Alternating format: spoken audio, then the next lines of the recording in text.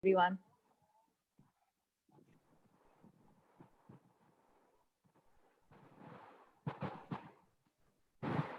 As Matt Haig rightly said, mental health problems don't define who you are. They are something you experience. You walk in the rain and you feel the rain. But importantly, you are not the rain. Our club, Mental Health Awareness Club, strives towards breaking the silence, echoing the words of wisdom and kindness. We aim at raising awareness and reducing the stigma surrounding mental health and illness. We believe that unfolding conversations and courageous healing follow an aim to battle the mental health dilemma. With the drive to heal invisible wounds, we feel immensely proud to launch our club. One step and one voice have the potential to change the perspective. With this, we feel delighted to introduce our core committee for the year 2021-22. We have a professor in charge, Ms. Pooja Lalwani, ma'am. Founder, Ms. Josia Hemranchandani. Founder and President, Ms. Parul Dikshit. Vice Presidents, me, Vani Gera, and Ms. Ava Gupta. Head of Administrations, Ms. Dhwani Gada and Ms. Vyom Jain. Head of Department Digital Arts, Ms. Priyanka Mendon. Editorials Department, Ms. Malika Sarda. Events Department, Ms. Jigyasa Purohit. Guest Relations, Ms. Riya Chathani. Marketing Heads, Ms. Mahima Gagwani and Ms. Riya Tandon. Public Relations, Ms. Tina Asnani and Ms. Aditi Patil. And Technicals Team, Mr. Aman Duseja. So I hope you felt delighted to meet our core committee for the year 2021-22. Moving ahead, I would like to say, diving deep into the process of bringing a new perspective to mental health, we have initiated complimentary one-on-one counseling sessions for the students of H.R.College. With immense pleasure and gratitude, we introduce to you our counselor partners and organization partners. Introducing our clinical advisor, Ms. Pallavi Vasan. Ms. Pallavi Vasan is a licensed clinical psychologist practicing for the past 6 years, which specifically involves diagnosing psychiatric disorders, doing required psychometric assessments, providing adequate psychotherapy and counseling, specializing in clinical psychiatric cases, covering the entire spectrum of psychological disorders and various lifestyle disorders. Her aim is to destigmatize seeking professional aid for mental health problems and provide help in curing them so that everyone is capable of handling their downs and living their ups. Our first counselor, Ms. Nikhila Deshpande, a clinical psychologist and founder of iTalk Therapy Counseling. She has completed her LLB from Pune University, MSc in Psychology and Behavioral Management from Nagarjuna University, Hyderabad, and PG in Nutrition and Dietetics from Symbiosis University, Pune. She has also studied positive psychology from the University of North Carolina. She is a certified hypnotherapist and a life coach. Ms. Sakshi Jain. She is a psychologist and RECPT therapist. With 4 years of experience in this field. She has been actively trying to provide mental health support and also create awareness through Instagram blog and articles. Dr. Ganesh Tajane. Dr. Ganesh Tajane is a pediatric occupational therapist and the founder of Mind and Body Wellness Center in Ghatkopar.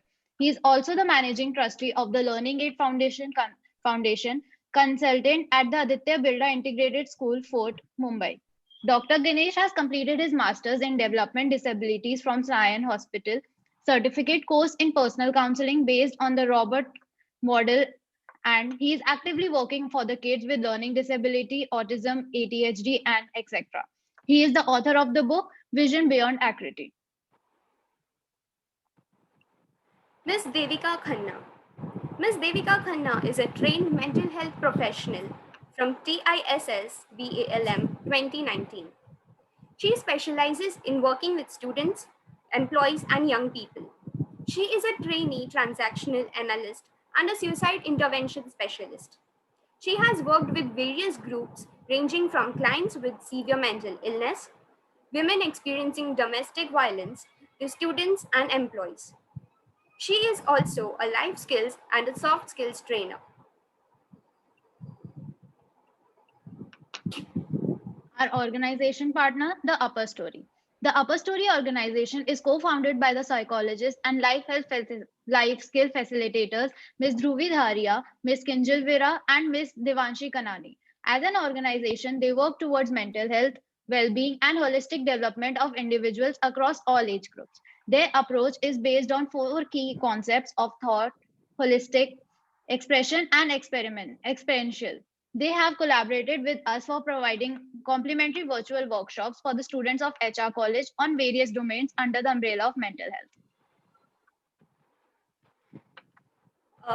These were our counselor partners and organization partners who have collaborated with us for providing counseling and workshop services to the students of HR College. I would now like to cordially invite our constant pillar of support and our source of encouragement, our respected principal, Dr. Pooja Ramchandani, for addressing the students and sharing her wise words of wisdom. I think first of all, when I have to start, I can only start by giving you a big round of applause, because I believed when this group of students, especially Parul, Joshua, and Abha, came to me that they want to start a mental health club. I was asking them that we already have one club of yoga in college. What will you do? But when they put up a proposal of bringing in counselors and specialists in the field of various areas and concerns that students are facing today, I could not say no to them.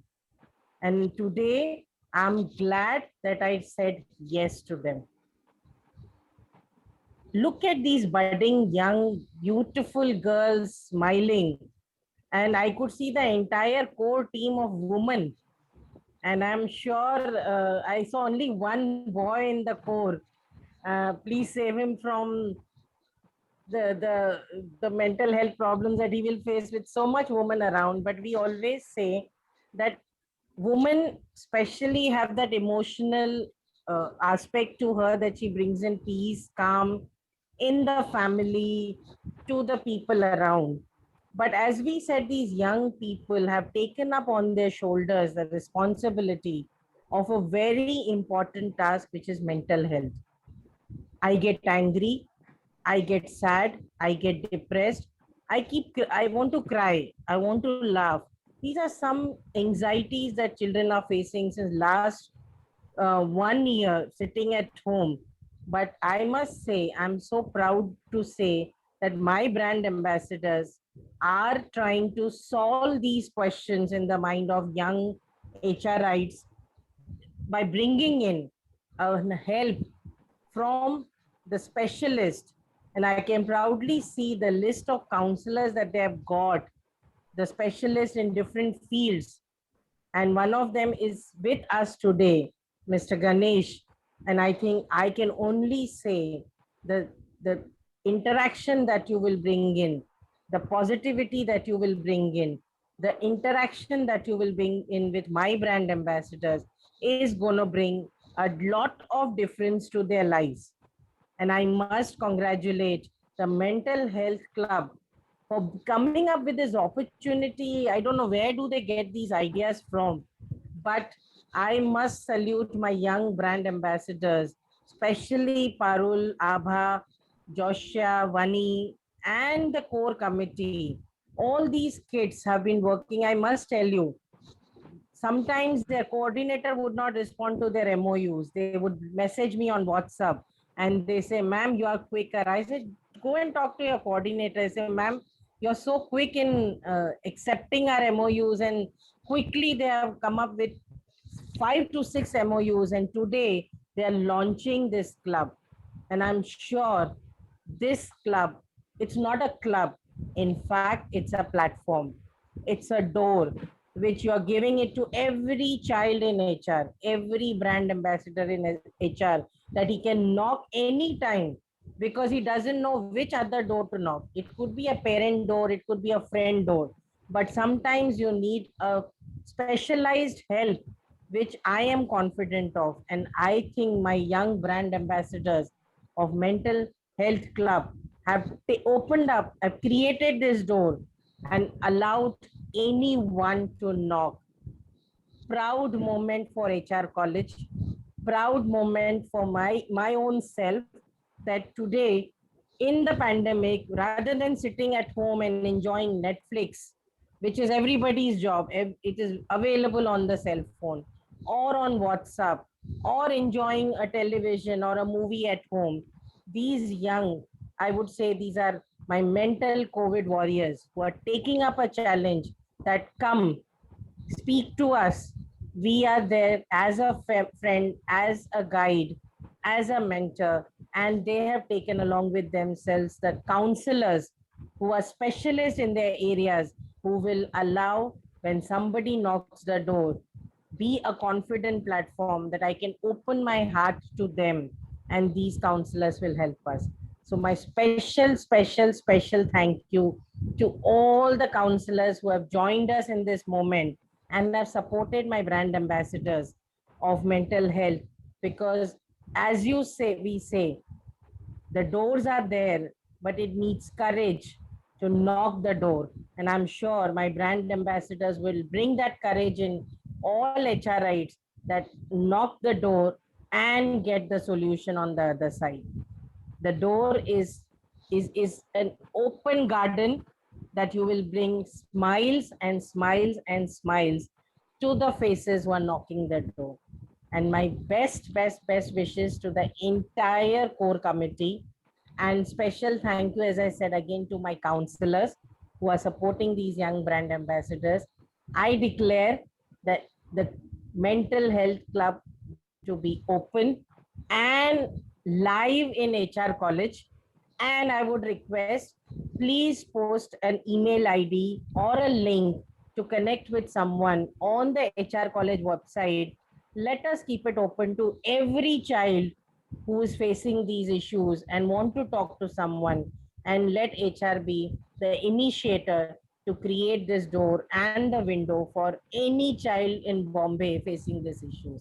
So with these few words and my congratulations, and I always say, when my children do good job, my brand ambassadors do very good job and make us proud, I always give a grand salute to them. And this is for them and also to the counselors, because they are supporting us.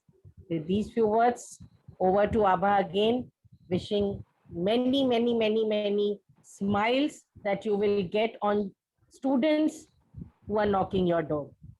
Let the door be open for everyone. Hearty congratulations. Thank you so much, ma'am. It was indeed very motivating. Yes. Thank you so much, ma'am. Your words of motivation mean a lot to us. Before moving on to the next segment, I would like to invite our counselors, Dr. Ganesh Tajane and Ms. Sakshi Jain, and our counselors from the upper story, if they wish to speak a few words for our initiative.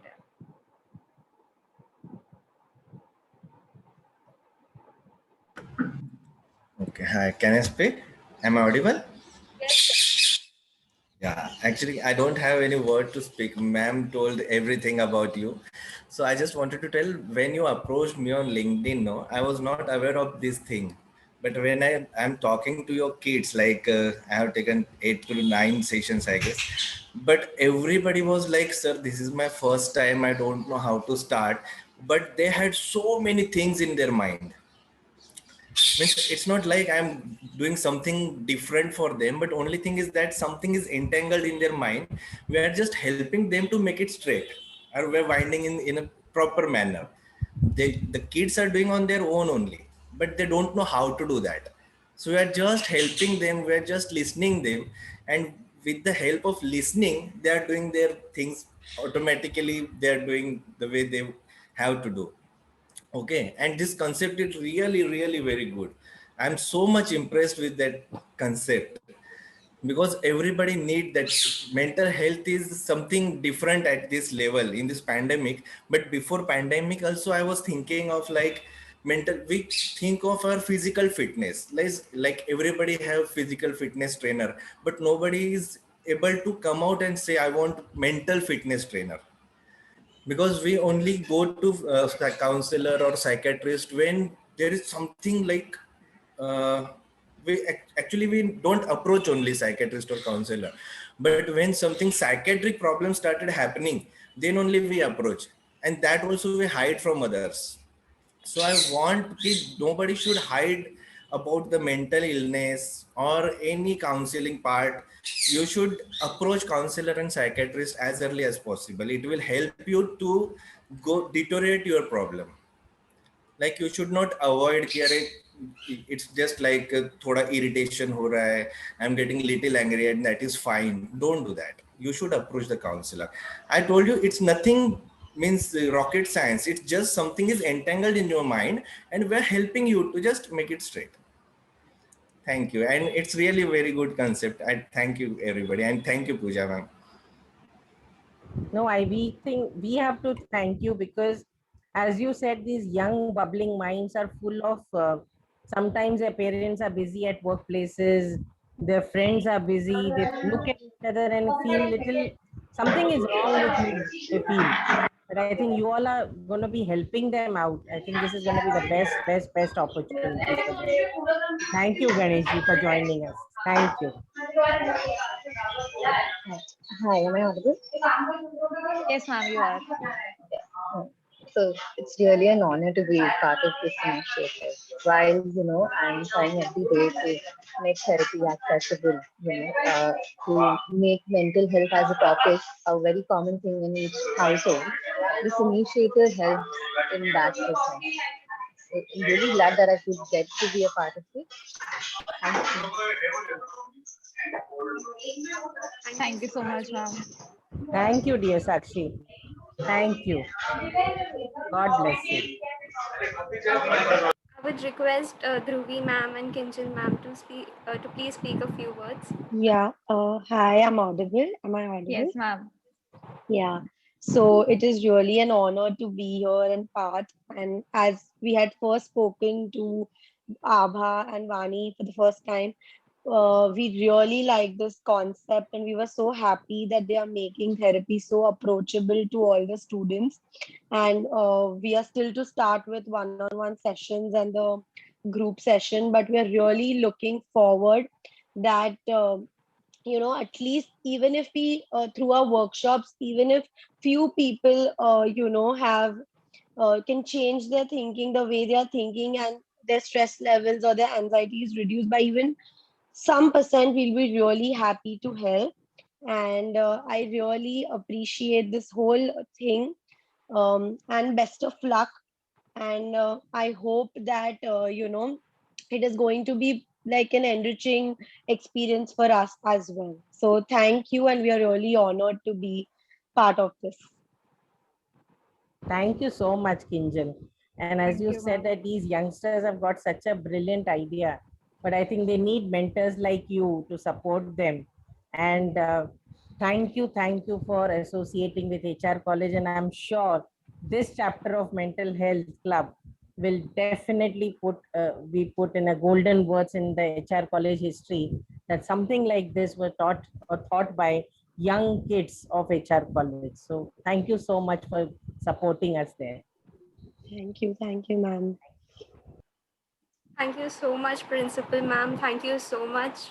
I would like to express my heartfelt gratitude to all of our counselors for joining us today. So, moving on to the next section of our today's event.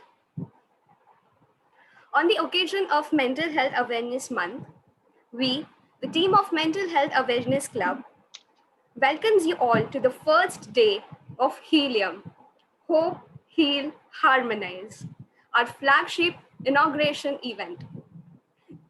While we are all stuck within the closed corners of our homes, we realize the importance of connecting and spreading positivity. Keeping this in mind, our week-long event Healium is marked by enthralling activities every day, for which we seek happiness and hopes for you.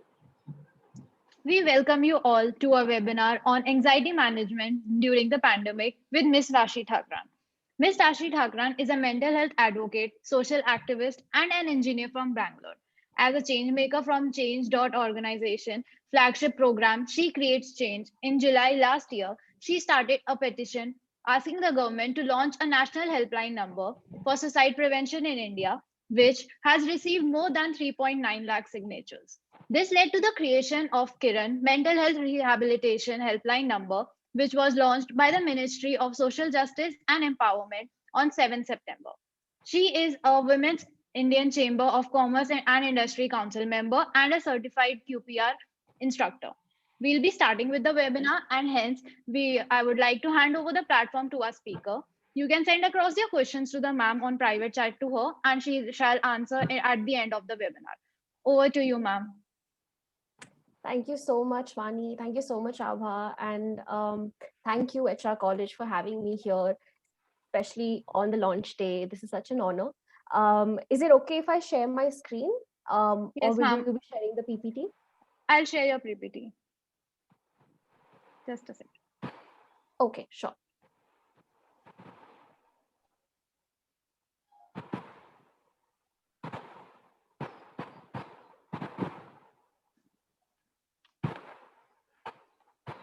Right. So, yeah, so today we will be talking about dealing with anxiety, especially during uncertain times like these. And obviously, like we've all already talked about, that the pandemic has been it's been really difficult for all of us. It has taken a huge toll on our mental health, especially with the second wave. There is so much that is happening around us. There's so much hopelessness. There's so much this prolonged hopelessness. There's so much death, and there's just all that uncertainty that comes with it. So I think now more than ever, it's really important for us to share this space with each other. I understand how important this session is for all of us, for us to be able to talk about things that we're feeling right now without any filters, which is why I want this session to be as interactive as possible. I want to hear your story. I want to hear from you how you're feeling, what is troubling you, what is making you feel anxious right now. And maybe we can sort of create a space where we're able to talk, but more importantly, we listen to each other. So with that, I have a question for all of you. It's just a quick check-in with everyone. How are you feeling right now? If in one word or maybe in one sentence, you would like to share how you're feeling right now.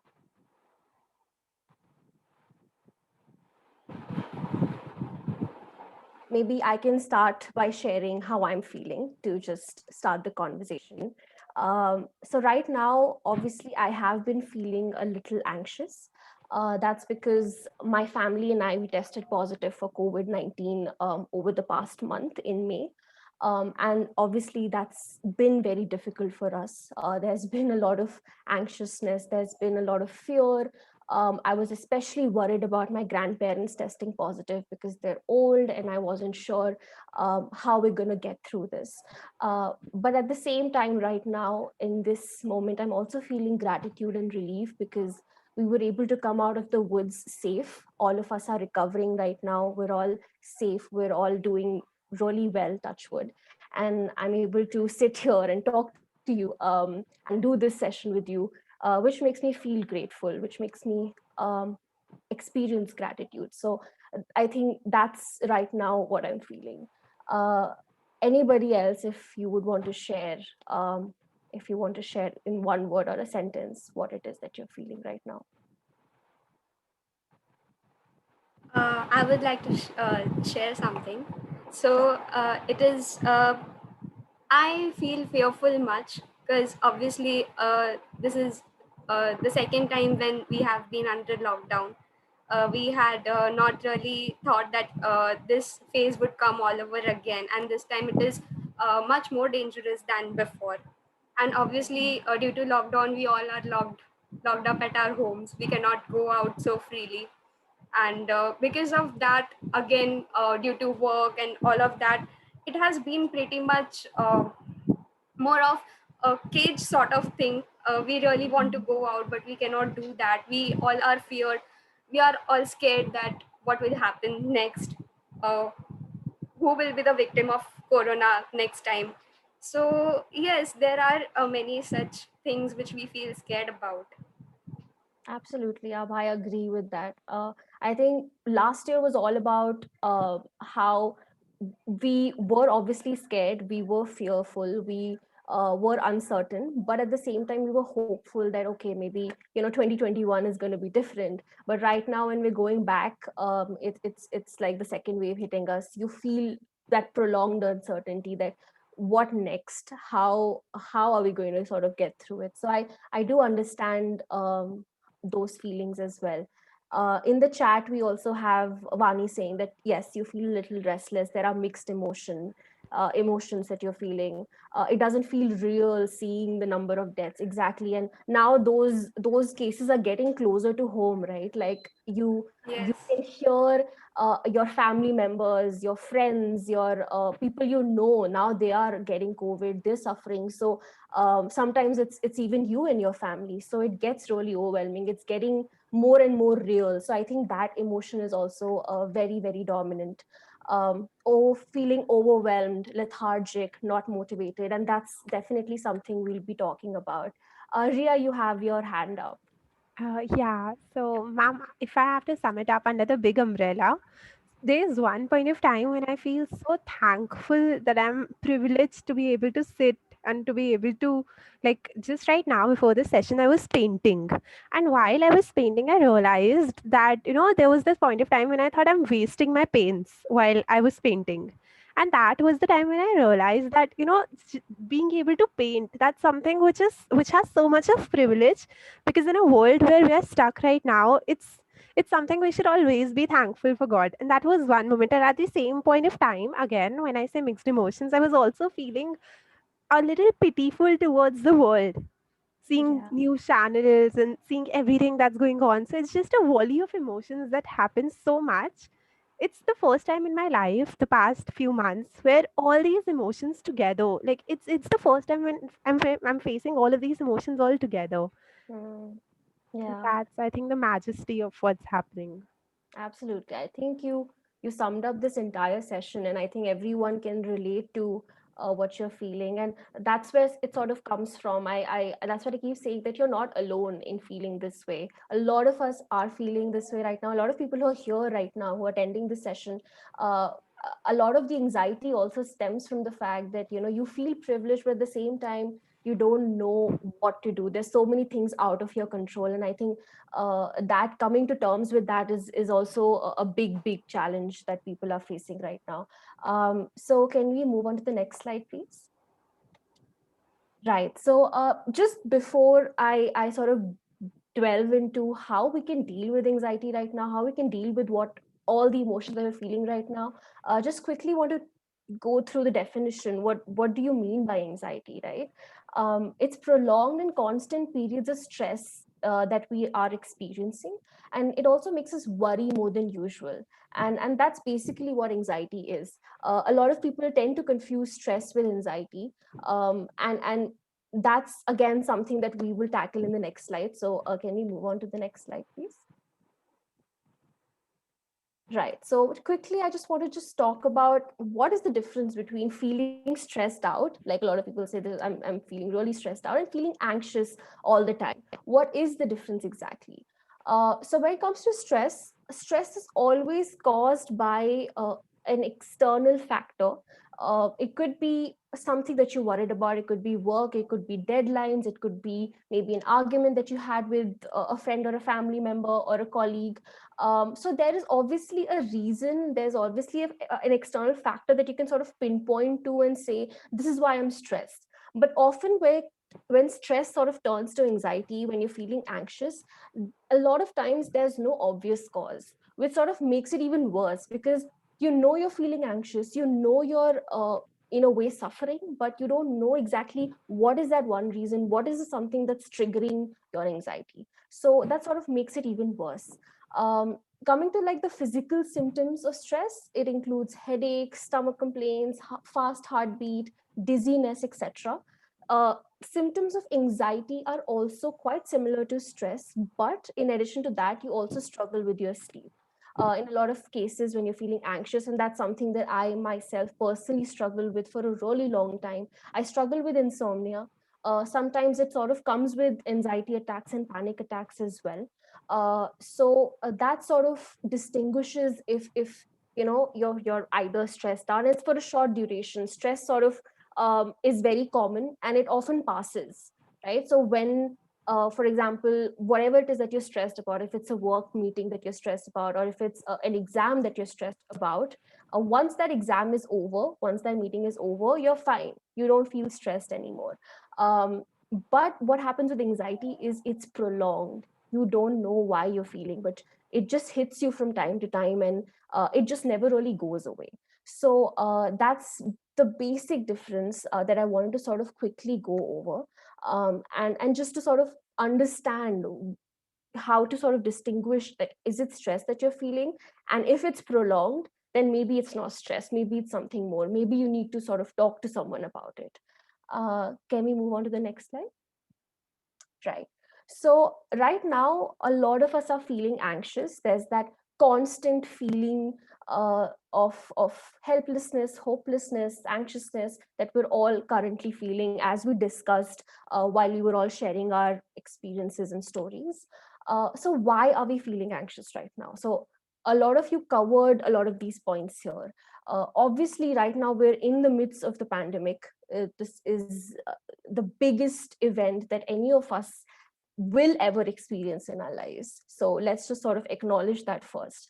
And the second wave is even stronger than the first one. There's obviously more death around us. It's closer to home. There's more uncertainty and there's prolonged hopelessness. So that is bound to make anyone feel anxious. There's also fear of infection and isolation. So if we compare this wave to the first one, let's say, uh, before this, the numbers that we were looking at on the screens, they were just statistics, right?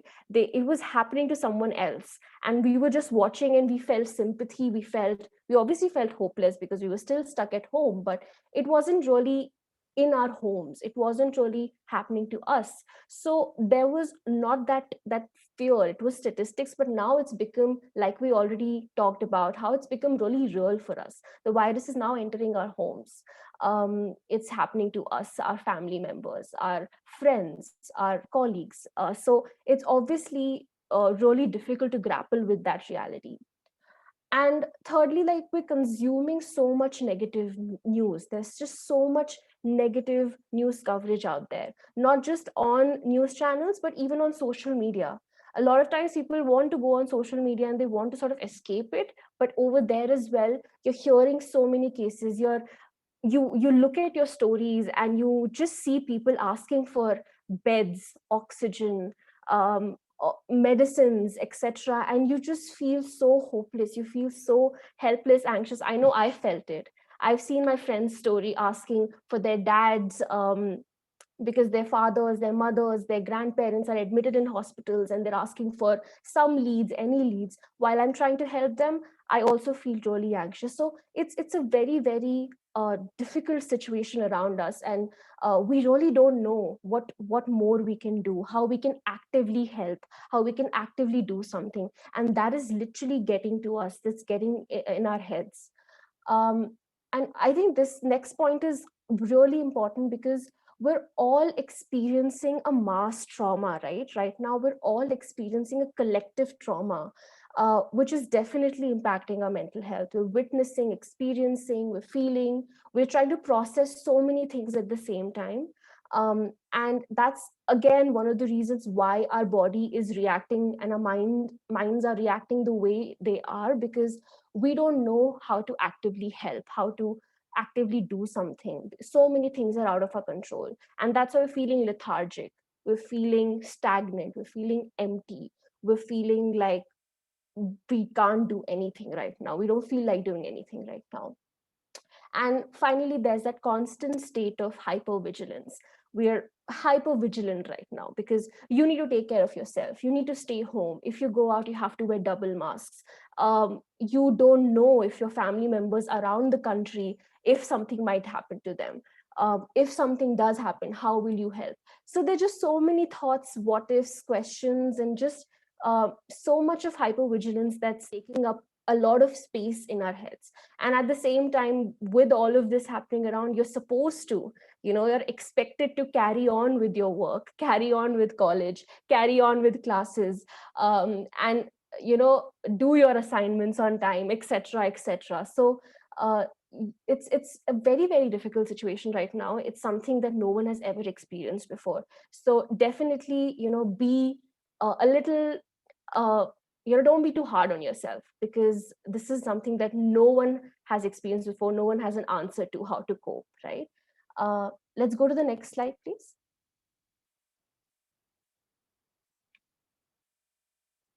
Right, so this is something that I've really been wanting to talk about, because I don't know if a lot of you read an article which was published in New York Times about languishing, this feeling that we're feeling, this blah feeling that we're feeling during this particular lockdown during the year 2021. We're all feeling languish. Now, what exactly is languish? We're feeling a sense of stagnation and a sense of emptiness. So languishing is not depression, it is not burnout. It is something in between depression and flourishing. So languishing is basically a state of, there's absence of well-being. It's not that you're mentally struggling, is not that you have a mental illness, not that you're depressed, but there is also an absence of mental well-being. You're not flourishing, you're not at your best, you're not functioning at your full capacity, as I would like to say. It feels like you're just sort of muddling through your days, looking at your life through a foggy windshield, because you don't know what's next. There's just so much uncertainty that you don't even know if you're moving forward. You just feel like you're stuck in this place. And a lot of people have said this, that I feel like this is 2020 all over again. It doesn't even feel like a new year anymore. And that's why a lot of people are feeling stuck. People are feeling that, will life ever move on from here? Will we ever move forward from here? Or is this how it's going to be? Because especially with the fact that people are also projecting, and they're also saying that a third wave might come, you're just like, will this ever end? And this is a dominant emotion in 2021 that we're all feeling, a feeling of languish. Next slide, please. What does it do to you, this feeling of languish, this feeling of feeling stagnant and empty, and just feeling like you're not moving ahead? It obviously dulls your emotion. You feel like you can't do anything, you don't want to do anything. It also disrupts your ability to focus or to concentrate, be it your exams, college, work, etc. It reduces your productivity and increases the odds that you will cut back on work. And like I said earlier, you are not functioning at your full capacity. When you are feeling languish, and especially right now during this lockdown, this is something that a lot of us are feeling. We're not able to function, even if we want to do something, we want to accomplish tasks, we create a to-do list for ourselves, we're not able to do it. So we're not able to function at our full capacity. So right now, if this is something that you're feeling, know that there is a name to this feeling. You can actually name this feeling, and that sort of helps. At least it did for me. That I was like, oh, so this is something that I've been feeling lately, and now I can finally put a name to it. So that sort of helps. And know that it's not only you who's feeling this way. A lot of people who are stuck at home right now have been going through this for a while. Next slide, please. Right. So I just want to quickly go through some things that we can do right now to make ourselves feel a little better. Right. So how do we deal with our anxiety right now? What can we do on our own level to sort of work through it? First and foremost, check in with yourself regularly. It's really important to check in with yourself. Ask yourself how you're doing, just like I asked you right now. What are you feeling right now? Do this with yourself. Ask yourself, what are some emotions, maybe one words, maybe one sentence. What is it that you're feeling? And try to bring yourself to the present if you feel like your mind is drifting. Also notice how much negative news, be it on social media, be it on news channels, be it even while discussing it with your family, how much of it do you share, do you read, do you listen to?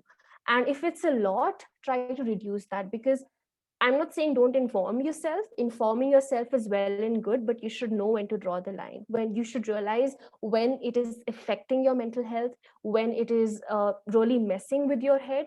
That's when you need to take a step back and you take a break. um, it's really important to create an agency around you. By agency, I mean surrounding yourself with people and things that uplift you, that make you feel a little better instead of bringing you down. And also identify helpful coping mechanisms. Now, I could give you a bunch of coping mechanisms that work for me, maybe, or that people usually say that work for them. But I won't do that because that won't be really helpful for you.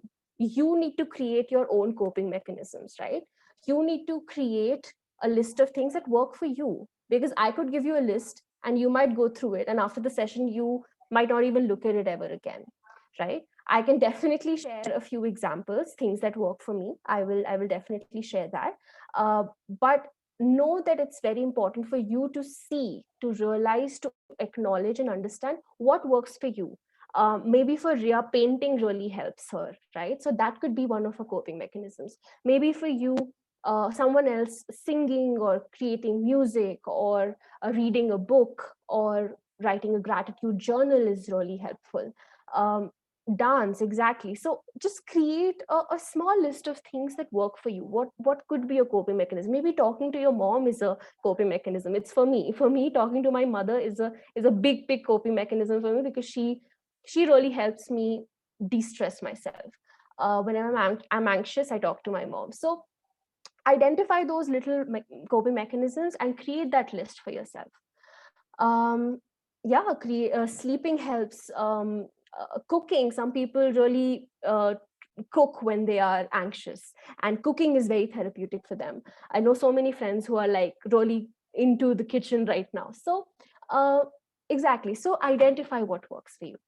The next thing is, don't delay therapy. So I think Ganesh sir said this, that uh, you don't have to think of therapy as some huge mountain, and you don't have to wait for the worst to happen before you seek therapy. It's okay if you're having some certain thoughts, if you're having certain anxious thoughts. It's okay to take a session to talk it out with a therapist, with a counselor, because it can really make a world of a difference. So don't think of it as something that you will do after you've really, when the worst of it hits you. No, definitely, if you feel like you want to talk to someone, therapy is a very great coping mechanism. It can really help. So that's something that I would suggest. Next slide, please. Right. So a few more things before we move on to the questions. Try to separate yourself from the problem, right? Whatever situation it is that you're facing, whatever thoughts that you're thinking of right now, try to separate yourself from that. Remember that you are not your anxiety. You are not your thoughts. You are not what you're feeling right now. Try to separate that problem from yourself, and then look at it from a bigger lens, from a different perspective, and acknowledge your feelings. Acknowledge the fact that you're feeling anxious right now, and it's okay. It's okay to not be okay. And acknowledging that can be the first step to therapy, to you seeking support, to you talking about it, to you opening about it. So acknowledge your feelings. Also, sometimes having a conversation with your anxiety uh, can be really helpful. Ask your anxiety what it wants. Maybe it has something important to tell you. Maybe it has something that you can maybe work on together. So have a little conversation with it. Ask, like I said, separate yourself from your anxiety and ask your anxiety what it is that it's trying to tell you. Creating a work-life balance, creating that boundary is also really important. Right now, I have a feeling that we're all overworking ourselves because we really don't know what else to do. Our routines are all jumbled, and that again takes a toll. Also, remember to tune out from time to time and give your mind some space. Engage in activities which make you feel good, make you feel productive. Like we discussed, those coping mechanism. It could be dancing, it could be cooking, it could be going for a walk. It could just be, being present in the moment and just looking out of your window. So whatever it is that makes you feel good, helps you unwind, try to create that list and do that.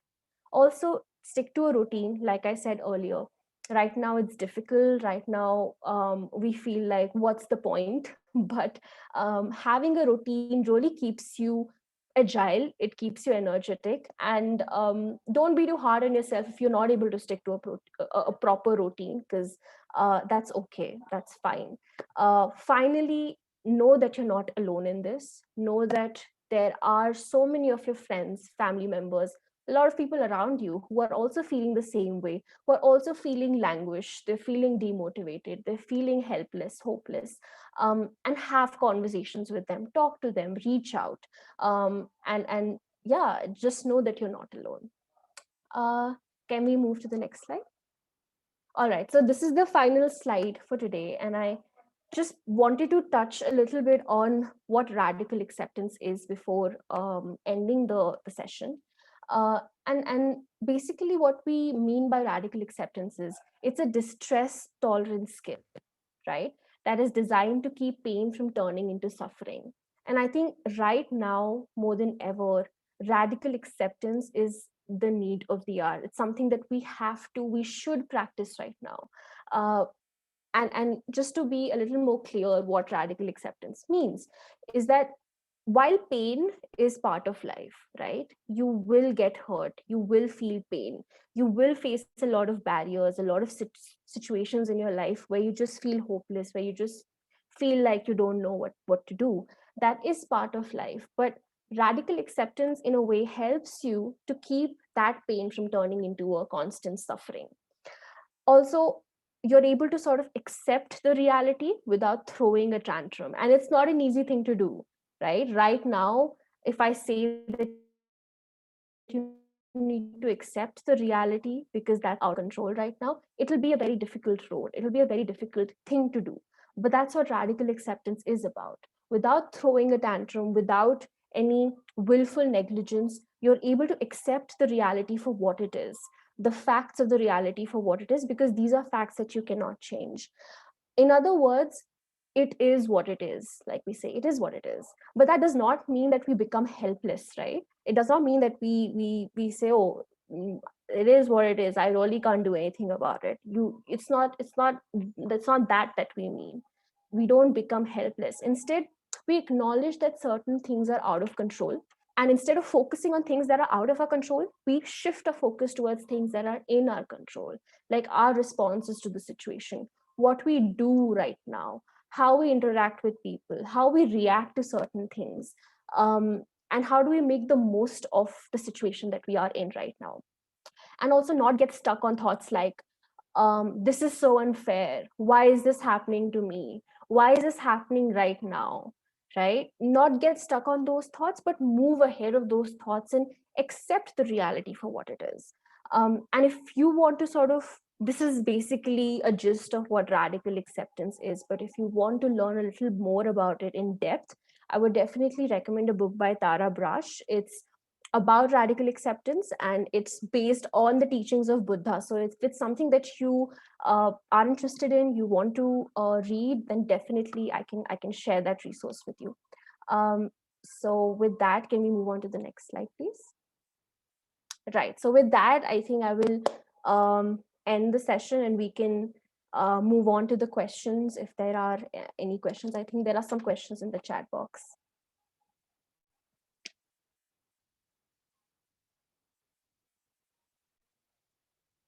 Yes, Ria, you have your hand raised.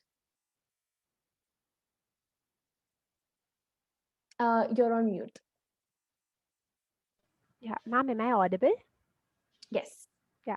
Ma'am, I had this one question. So when we talk about radical acceptance, there's something like secondary stress. I would, if that's the right term to say. So I'll share an example, something that happened to me.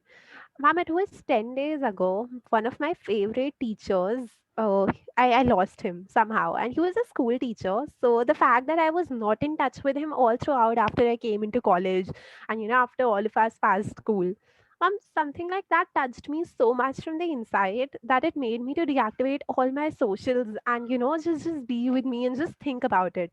Hmm. And that was something which, when I talk to my friends, because you always have that urge to be the light of the room, and when everyone is talking about things which are saddening, you would want to do every step that you want to, but then at the same time the feeling imbibes in you as well.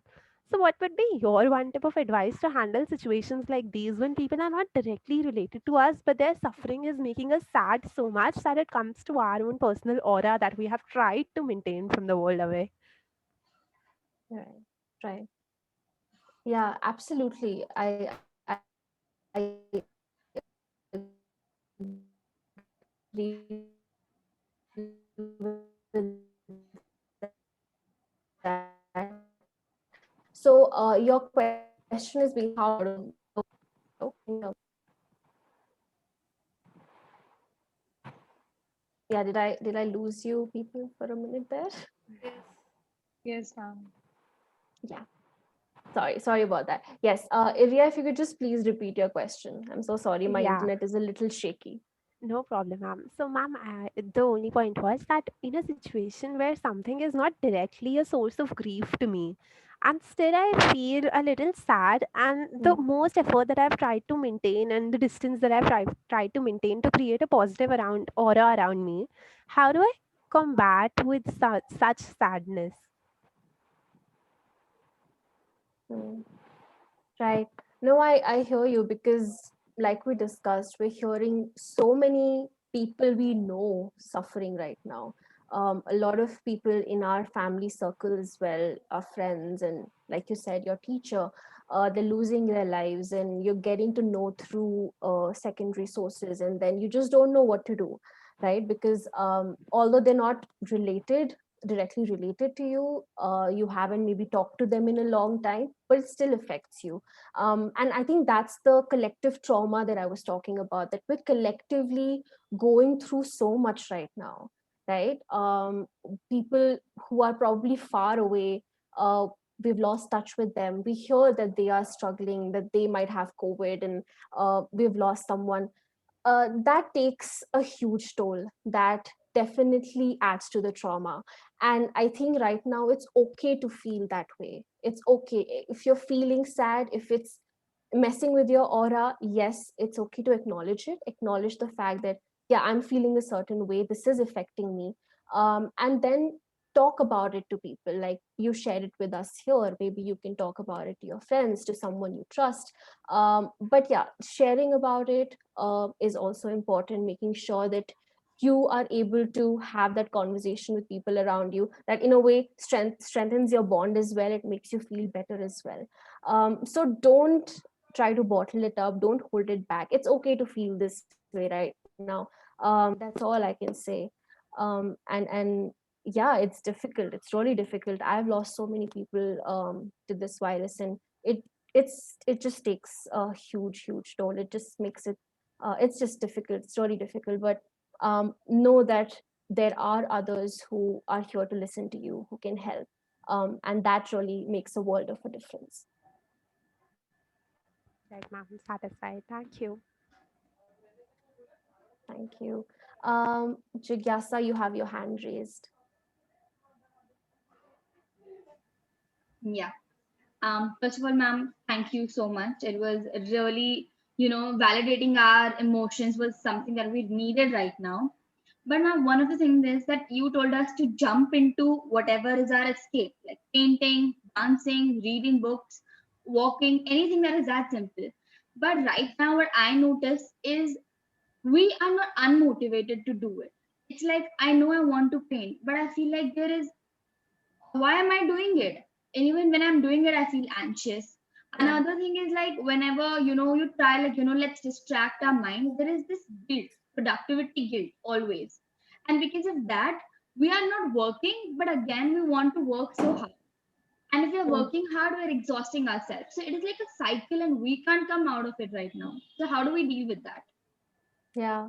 Yeah, no, I think that's such an important point that you've raised. And I think that sort of brings me back to how we're feeling that sense of emptiness, right? Yeah. That at least in the previous, let's say in the previous lockdown last year, there was some level of hope that we're gonna get out of this. We're gonna, okay, this year is definitely difficult, but the next year is gonna bring in hope. It's gonna be different. It's gonna bring in vaccines and all of those things. Now, even when the vaccines are here, there is still, the situation is even worse. Um, all the things that you thought will make it go away, that's not happening. It's Things are only getting worse, and that just sort of makes you question everything around you. It makes you question the government, the country, the people, the healthcare system. It makes you question yourself, that is doing anything right now even worth it? And trust me, I've been there. I'm sure a lot of people here, I see nodding heads, so a lot of people here have also been there, are there right now. So that brings me back to language, the fact that right now we just feel stagnant, we feel empty, we don't feel like doing anything, we feel unmotivated. There's also productivity guilt that, um, I have the privilege to sit at home and paint or sing or do whatever it is that I can do right now, while there are people who are struggling for hospital beds or struggling for oxygen, and there's nothing I can do about it. So definitely it's a very difficult situation. It takes a huge toll on your mental health. But this is where, like I said, if you're feeling anxiety because of it, if you're feeling anxious because of it, talk about it. Therapy helps, talking about it helps. Do whatever it is in your capacity. I know so many people who are making use of social media and helping so many people out with whatever it is. A lot of people are sort of making themselves busy in that way. That could be one of the things that you can do. A lot of people are volunteering for COVID relief, etc. I think the fact that you all have started Healium, this is a way for you to give back. This is a way for you to do something for your community, for your college, right? So it brings some level of hope. Even though the situation is very hopeless, there is maybe a sliver of hope right now with what you're doing. So again, kudos to you for doing that, number one, and also the fact that we can still think of ways to help humanity, to help each other, is a big motivating factor, at least for me. So I hope that helps. Yeah. Thank you, ma'am. Thank you. Ananya also has her hand raised. Hello, ma'am. Am I audible? Yes. Good evening, ma'am. I'm Ananya Agarwal. Ma'am, I just have a very small and quick question. Most of the time, while we are at home, we think a lot, like about things we shouldn't think, and like about how people are treating us and how they're respecting us, and that actually demotivates us and makes us think a lot about it. Like maybe our friends are like not supportive, or maybe they're suffering, or they're not like talking, and that makes us also sad. So that affects me, like on a personal level, that affects me a lot. Like if my close friends are behaving in a very distant way, or they're like not communicating, it makes me sad. And like right now I'm sad myself because I'm at home, and that adds to it. And then the productivity is like nil only, and I'm like doing CS, I have like 10 hours classes, but the the level I give into it is not even like 1 hour. So like how can I like just not get affected by other people? Yeah. Right. Thank you for sharing that, Ananya, because you know there are a lot of things that are affecting us right now, and this is definitely one of the main things. Again, now that we're back in isolation, now that we're back in our homes, locked in our homes, there is again that gap in between. We were able to meet our friends to some extent. We were able to sort of maybe go out and maybe reforge those social relationships. But right now it's like I said, we've just gone back to square one. It feels like we've gone back to square one, and we're just not able to hang out with our friends or talk to them the way that we we used to. We're stuck at home. Sometimes the home environment is not the best for a lot of us. So it's important to acknowledge that as well. And it is difficult, but I think one way to sort of cope with it is definitely reaching out, right? Reaching out to people who you know are there for you. It could be your family members. Maybe it's not your family members. Maybe family is not a very safe space for you. Then it could be a couple of friends. It could be a teacher, right? It could be a colleague or a school friend or a college friend. And like I said, I know I'm repeating myself, but if nothing else, there are some really good resources out there. A lot of good counselors. A lot of good counselors are sitting right here. I think you have created a huge and an amazing board of members for you to sort of reach out to. So human connection is something that sustains us, right? We are social creatures. Human connection sustains us, and when we don't get that, that becomes really difficult. Loneliness can take the biggest toll on your mental health. It in fact it drives people to an extent where they don't even know what to do, right? So try to not get into that spiral of loneliness. So, ma'am, what's one tip for coming out of loneliness? Or like if you are already into, like, how do you cope up with that? It's creating that agency around you. It's reaching out for support. That's what I would do. And definitely in that case, if you feel that this is very serious, it's prolonged, it's been going on for a while now, then definitely reaching out for support, reaching out to a good counselor is really important. Reaching out to someone who can help you with those resources is really important.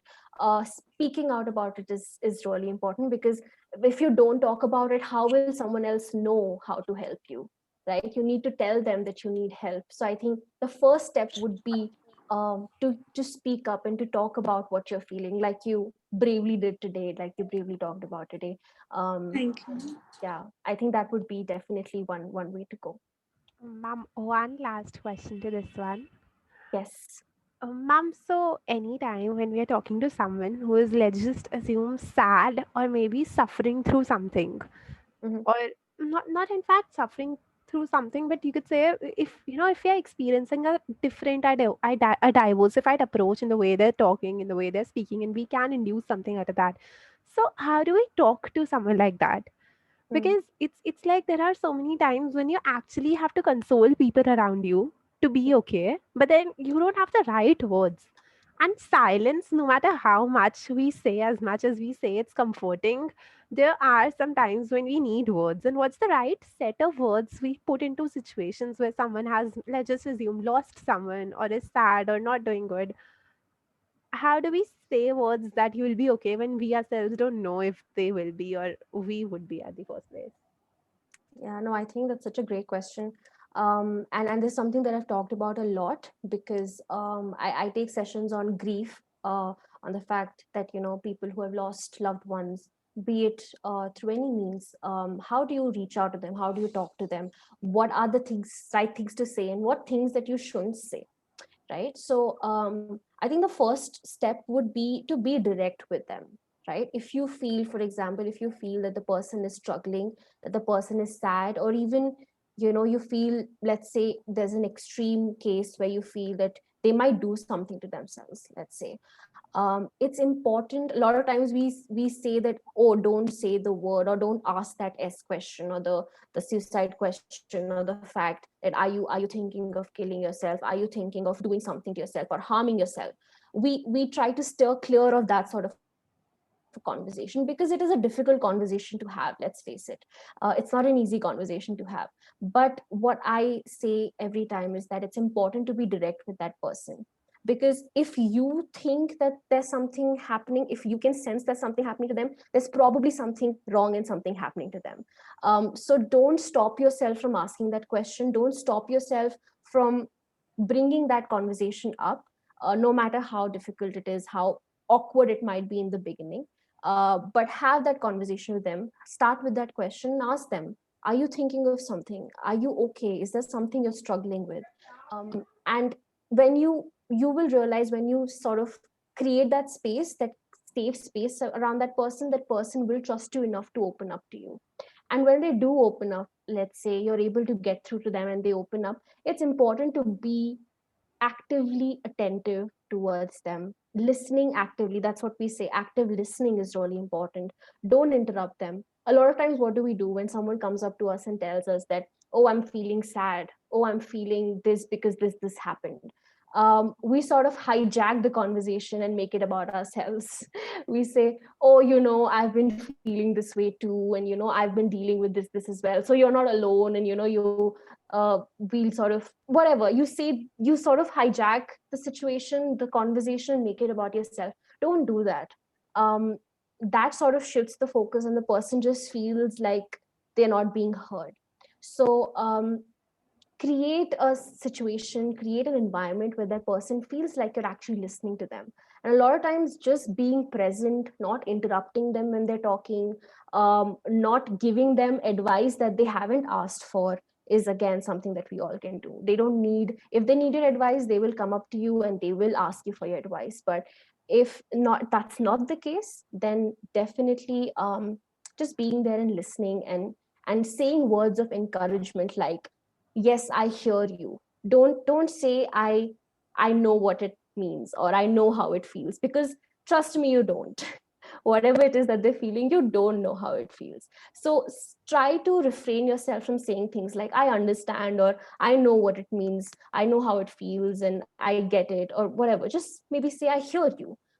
I hear you and I'm here for you, and we will get through this together. I acknowledge your pain, I acknowledge your feelings, and we will get through this together. So that sort of really creates a very intimate environment, a very trustful environment, a environment where you both feel more connected, and they're able to actually open up to you. So I hope that helps.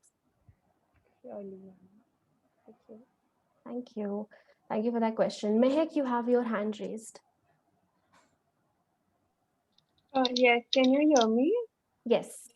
Yeah, so during this whole situation, there are a lot of negative feelings and negative thoughts involved. And to an extent, I'll be very honest that, there are insecurities from my families that have come up.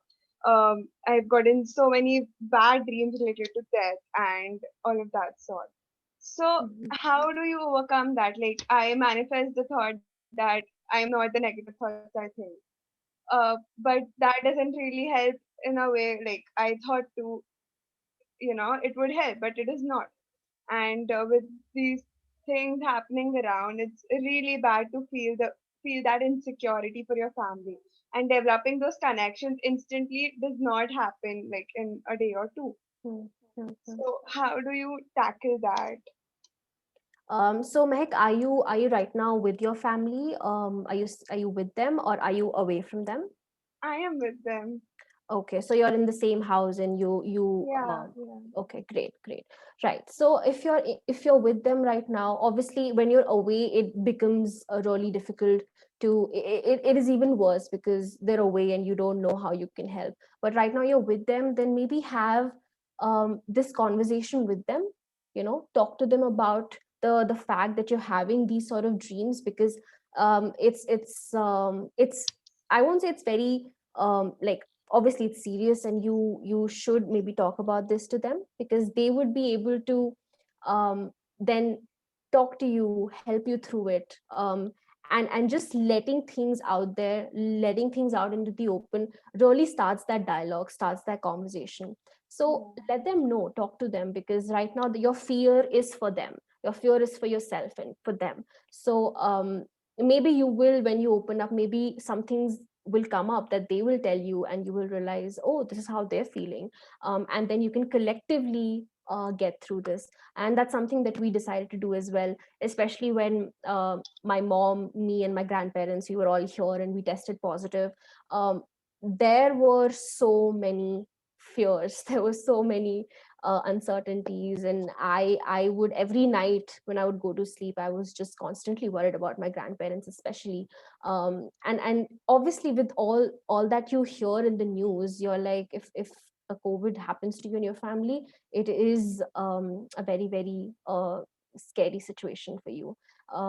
And that's when we decide to have these conversations every day, where we used to talk to each other. We used to, if one would feel a little low, the other would try to motivate them and bring them up. If I would feel low, for example, my mom would help, or my grandparents would help. So we were each other's anchor. And that really helps. That really sort of brings you out of it. You feel like you're not in this alone, you're in this together. And it gives you that hope that you will get through this, you will get out of this. So it also increases that bond, right? I think right now, a lot of people, a lot of us are feeling more attached to our family. We feel like our bonds have strengthened. So yeah, have that conversation with them. Let them know your fears. Let them know that you're feeling this way. Let out in the open, and trust me, you will feel lighter, and you will be able to sort of get out of this together. You don't have to face this alone. So yeah, that's something that you can maybe try to do. Thank you so much. Thank you, Mehak. Wow, we do have a lot of questions in the chat box. Abha, which ones would you like me to take? Do we have time for more questions? Yes, sure, Rashi. We can go ahead with a couple of questions, definitely. Sure. So, so some people have direct messaged me, so I'll just read one of them. What do you do in a situation where you know how to deal with the problem, but you just cannot deal with it because of some reasons? Well, I would say identify those reasons, that the reasons why you're not able to sort of focus on that problem. And if you know how to deal with them, it's important that you do deal with it, because I'm not really sure what reasons you're talking about, or if those reasons are hampering your progress, if they're hampering your growth. But if they are, if those reasons are hampering you from living your full life, then definitely that's something that you need to look at, you need to work on. And it's never not okay to seek support. So seek external support, let people help you, let someone else help you deal with those issues, deal with those reasons, come to terms with those reasons. Yeah, I hope that helps. Right. So Karan asks, if I cannot fully open up, what should I do? Um, I mean, definitely, if you're not able to open up to certain people, it's okay. Take your time. I always say this, that never force anyone to go for therapy or go for some sort of an intervention if they're not ready for it, if they're not ready to open up. Because if it doesn't come from you, it will not happen, it will not help, it will not be able to help you the way that you want to be helped. So definitely, if that's something that you're still struggling with, opening up is something that you're still struggling with, start slow. Start by, let's say, partially opening up. Maybe open up about certain things with someone that you trust, with a trusted individual. That could be a beginning, and then see where that takes you, right? And maybe eventually you will be able to sort of come to terms with it, and open up to someone and reach out for support. So take your time with it, but at the same time, make sure that you have an agency around yourself, a certain number of people. It could be even one person, doesn't have to be a lot of people, but just one person that is there for you to fall back on. And also that person knows that this is something that you're struggling with, and they're there for you. So having that, even that one person, is it makes a world of a difference. um do we distract them for that time, or ask them to accept the loss? So if you're talking about someone who's grieving about a loss, distracting them won't help. Saying stuff like, oh, maybe you should try this, maybe you should go out more, maybe you should meet people, maybe you should try yoga or meditation, that will not help, because they are in a lot of pain. So for someone who's grieving, it's important for you to acknowledge their feelings. They are in pain, and it's important. The best way that you can help is that you sit with them in that pain, right? The best thing that you can do is just sit with them, even if you don't say anything. Just sit with them in that pain, let them feel that pain, and even better, empathize and feel that pain with them, and let them know that we will get through this together. And if there's something that I can do, let me know. That is what I mean by acknowledgement, and that really goes a long way for someone who is grieving, who doesn't know what to do with their loss. I hope that helps, Fatima. Right. So another person who's direct messaged me says, so I have been feeling this emptiness inside me for the past few months now. I tend to shut everyone off, don't feel like getting out of bed for days. And there is a sense of numbness. It's like even if I want to, I'm not able to move. And there are chills that I face. The only thing is I am not able to figure out why does this happen and how should I deal with it. Um, I think those are a lot of things that you're dealing with right now, and the fact that you can't figure out a particular reason for it, it's probably the source of your anxiety, because a lot of times when you're anxious, you don't even know why you're anxious. You're just feeling this way constantly, and it's just chipping away at you a little bit every time. So I myself can say this from experience, because I have struggled with anxiety disorder.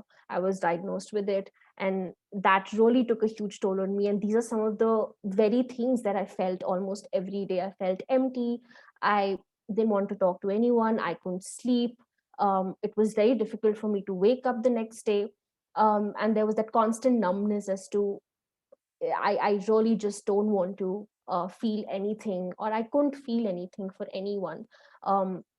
So that's when I realized I needed help. I needed to talk to someone. I needed support. So if this is something that you're feeling, I think it will be really helpful for you to reach out to someone. And I can again say this from experience that therapy, reaching out, I reached out to a psychologist and then a psychiatrist, because I also needed medication along with my therapy. So see what the doctor says and see what works for you. And but trust me, it will help, and it's important that you reach out for support. um, I hope that helps. We have another question about how to cope up with everything that is going on. It gets too much at home and we can't escape it and we can't go out. So I think I did cover a little bit of this in the previous questions as well, that, uh, repressing it won't help, bottling up those feelings won't help. Um, Reaching out and opening up and talking about it will.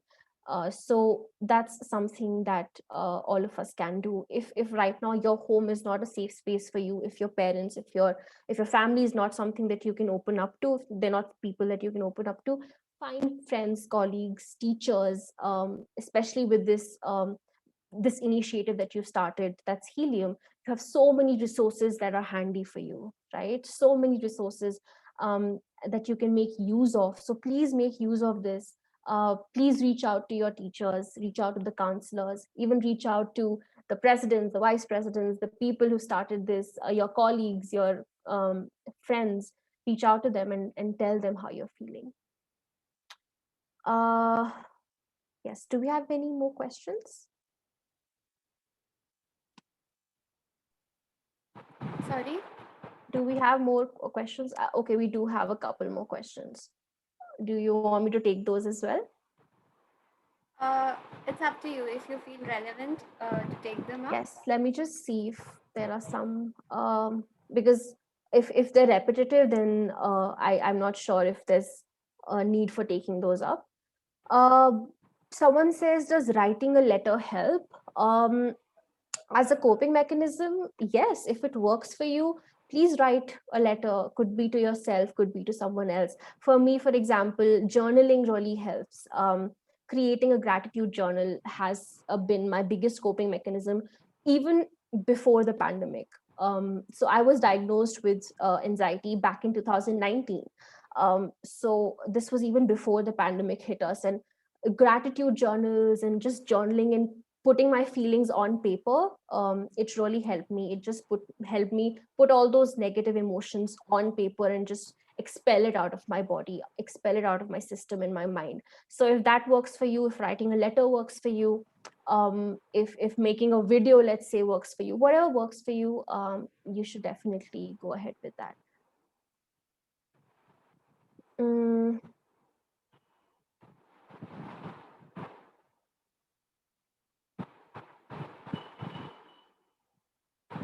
Right. I think we've taken up most of the questions. Um, how to Someone says how to deal with overthinking. So overthinking definitely it's something that accompanies your anxiety. It's something that I have also dealt with. So like I said, it just sort of brings me to the previous question where I said that for me, how I dealt with my overthinking was putting my thoughts on paper, journaling, writing my words, whatever it is, that because in your head everything is really jumbled, it's entangled. Like someone said previously, all your thoughts are entangled, they're all jumbled, you don't know, and that's why you're overthinking, and it just makes you feel worse. But when you put it on paper, and this really worked for me because I was able to sort of put everything just out there and I felt lighter myself. So journaling really worked for me. If that's something that you want to try, please go ahead. It has been helpful for me, and I really hope it's helpful for you too. Is it possible if we can contact you? Yes, absolutely. My contact details are on the PPT, and I'm sure Abha can also share it with you. My email ID, my phone number, it's all, she has it all. So please feel free to take that from her and reach out to me and share whatever it is that you want to share. And I think we're done with the questions right now, if I've not missed anything. All right. So thank you so much, Raashi. It was indeed a very, very insightful and topical webinar. And I'm sure that many of us, or should I say almost all of us, could relate to you very well. Thank you so much for bringing forth such heart-wrenching and heart-wrenching truth about the anxiety, and telling us how radical acceptance can help us through the anxiety. The ways you suggested, like engaging in our hobbies, being present in the moment, eating healthy, staying fit, keeping healthy boundaries, and most importantly, reaching out to someone for dealing with our emotions. These ways will definitely help us out big time. So, thank you so much. I would just like to say a few words here that as rightly said by Pooja ma'am and Raashi and our counselors, this initiative is open for everyone, especially the one-on-one counseling services. And I would request each one of you who is suffering from any issue, be it normal basic stress or anxiety or numbness or whatever it is, if you don't feel like opening up to anyone, or if you do not trust anyone, please trust us. And we are always there for you for any problem that you face. Our counselors are always there for you. And especially to our core committee, you all have been working with us very much, and I really appreciate your efforts. And I would like to say that these resources are open for you all as well. Not only these resources, but we as the presidents and vice presidents are not only over here as your seniors, but also as your friends. So please reach out to us if you feel any such thing you would want to share with us. And yes, definitely I'll share Raashi ma'am's contact details as well with all of you. So please have no hesitation, do not doubt. We are always there for you and you can trust us. So that's all we had to say. And yes, thank you so much everyone for joining us. I really felt very, very happy and glad to have you all over here and share your stories and your questions with us. I'm sure that your questions and your stories must have impacted others as well, and they all could also grasp many things from your stories. With this, I would like to ask our principal, Dr. Pooja Ramchandani ma'am, if she has something to say.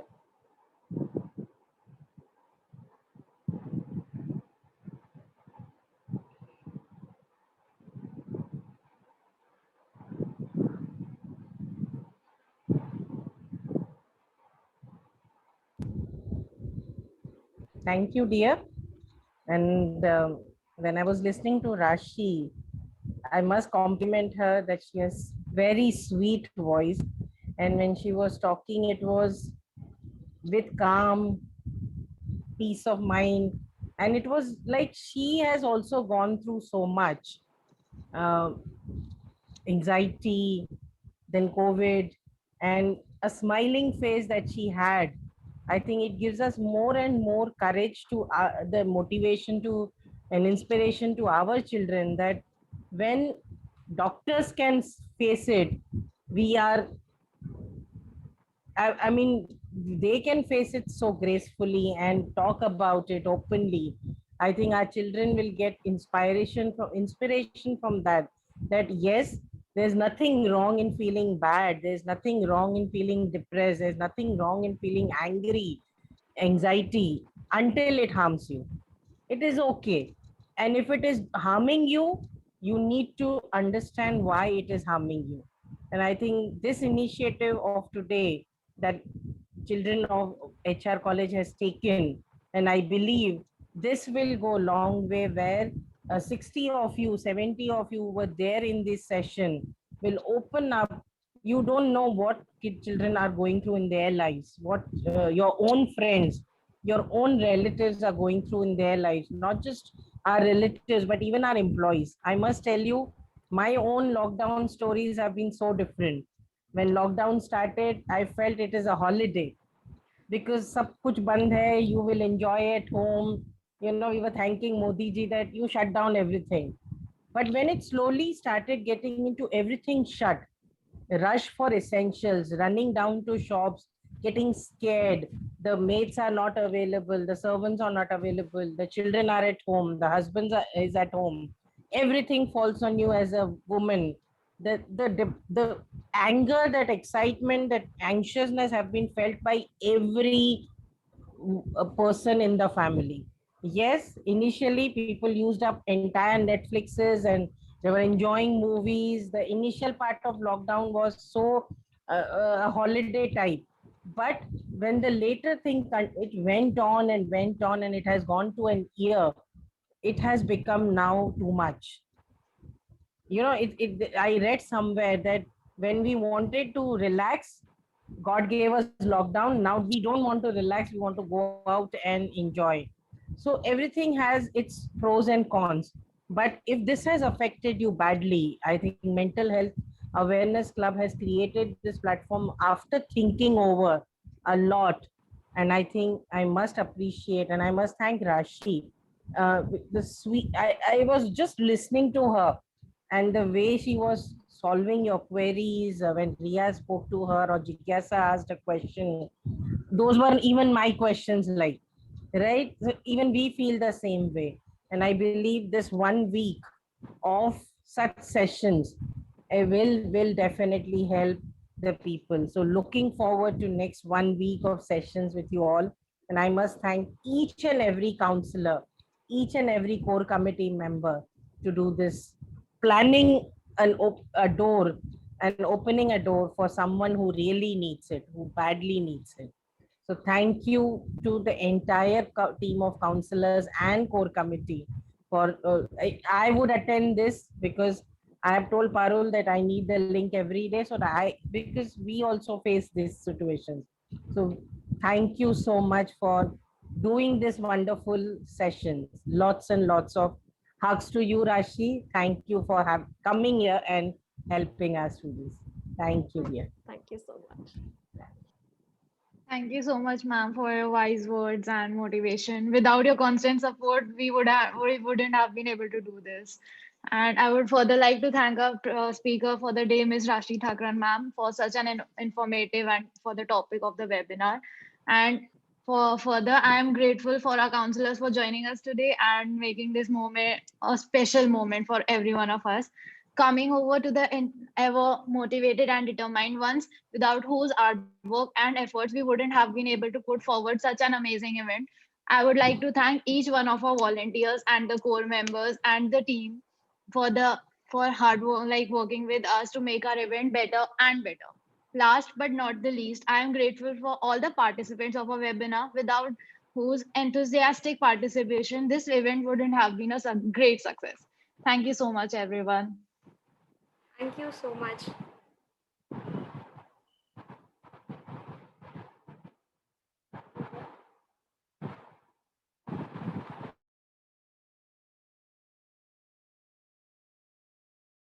So with this, we would like to take your leave. Thank you so much, and feel free to reach out to us whenever possible.